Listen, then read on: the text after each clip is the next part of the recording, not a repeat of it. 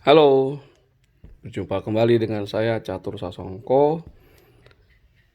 Ini lanjutan dari video kemarin tentang bagaimana kita menjaga kondisi keuangan di saat kondisi yang tidak baik ini atau tidak menentu ini. Yang pertama, saya akan bahas tentang bagaimana kita mengelola arus kas keuangan keluarga. Arus kas keuangan keluarga itu mudahnya adalah uang kas yang masuk ke keluarga kita dan uang kas yang keluar dari keluarga kita. Uang kas yang masuk itu kita dapat katakan sebagai pendapatan. Nah, pendapatannya itu berasal dari mana saja?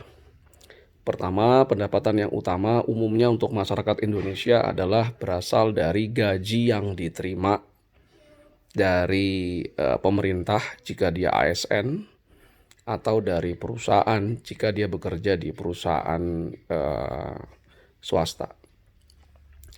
Gaji ini setiap bulannya akan diterima sesuai dengan jabatan dan lama bekerja dan lain-lain.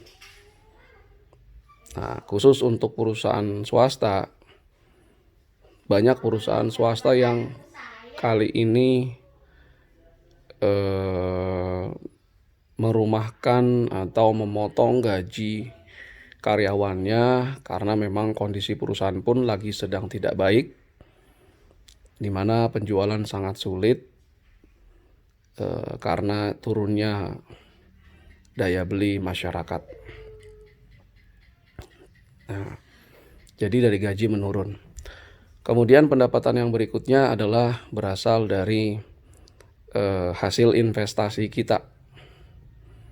Investasi ini bisa dalam investasi keuangan dan juga investasi non-keuangan atau investasi pada aset-aset real. Investasi keuangan misalnya kalau kita punya misalnya obligasi retail Indonesia. Itu obligasi yang diterbitkan oleh pemerintah Indonesia yang memberikan bunga setiap bulannya. Atau untuk keluarga yang muslim mungkin memiliki sukuk retail yang memberikan bagi hasil juga setiap bulannya. Atau juga ada yang menyimpan uangnya di deposito, akan mendapatkan bunga setiap bulannya. Atau juga deposito di bank syariah yang mendapatkan bagi hasil. Kemudian mungkin ada yang memiliki reksadana atau memiliki saham yang mungkin harganya meningkat, menerima dividen, tapi peningkatan harga saham belum menjadi arus kas selama belum dijual. Mungkin juga ada yang memiliki emas, tapi emas juga belum jadi arus kas masuk selama emas tersebut belum dijual.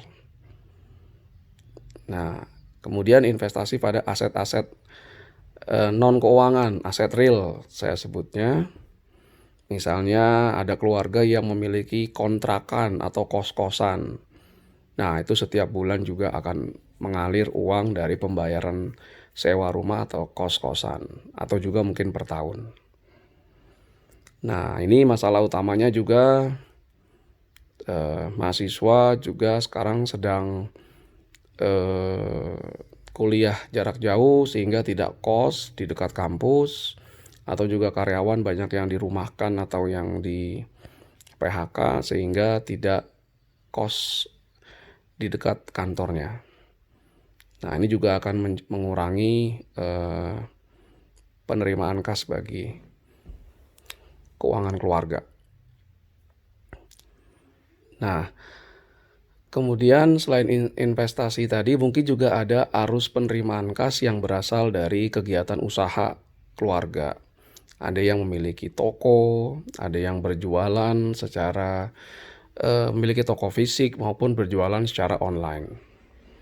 Nah, kondisi pandemi ini juga memiliki dampak yang positif, di mana akhirnya semua orang juga pemikiran terbuka bahwa kita harus pintar-pintar dalam mengelola keuangan, khususnya bagaimana membuat arus kas masuk menjadi lebih banyak atau menjadi dapat diprediksi sehingga tidak mengalami kesulitan nantinya.